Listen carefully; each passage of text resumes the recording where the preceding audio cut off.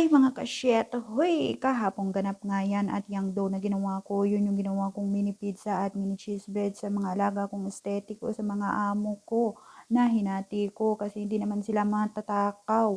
At syempre, sinadya ko nga talagang hatiin yung dough dahil gagawa nga ako ng Spanish bread. Huy! At syempre, mindset lang at tamang diskarte lang. At dahil madalas tuwing Webes, nagsasama o nagbabanding ang pamilya ni Madam Damin o yung mga kapatid niya sa bahay ng mama niya. At syempre, kung may amo, may mga katulong. Uhuy! At present tayo dyan. At ayun na nga, hindi nga pwede na walang makain ang mga katulong. At yun na nga, mindset, gumawa ako ng tinapay na pagsasaluhan namin doon sa bahay ng mama ng amo ko. At hindi pwede nangangalang tayo. Huy! At thank you nga naman kay Madam Damino sa amo ko na hindi naman ako hinihigpitan sa pagkain o hindi naman sila madamot sa akin sa pagkain. Kaya yun, gumawa si Yaya Shiet ng tinapay na Spanish bread.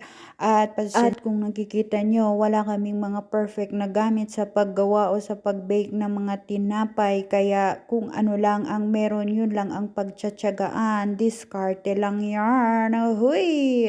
Walang arte-arte. Kung gusto mong kumain ng tinapay, pues gumawa ka. At syempre, hindi naman tayo graduate sa isang culinary. Malamang graduate lang tayo sa isang YouTube. Uy! Kaya malamang isa lang tayong shit, hindi tayo chef. Huy! At ayun na nga, kung gusto mong matuto, maraming paraan. Kung gusto mong kumain, abay, gumawa ka at malaya ka namang gumawa sa bahay ng amo mo. At kung may amo ka namang ganyan, bonus na yan sa'yo at mapapa-thank you Lord ka na lang talaga. At balik na nga tayo dito sa ating tinapay. Pagkatapos ko pina-beauty rest, ayan na. Ready to oven na siya. Pero syempre, bago nyo ilagay, ipapainit nyo muna yung oven nyo. At para maging perfect ang tinapay nyo. At ayan na nga, after ilang minuto, okay na, perfect na, tikiman na.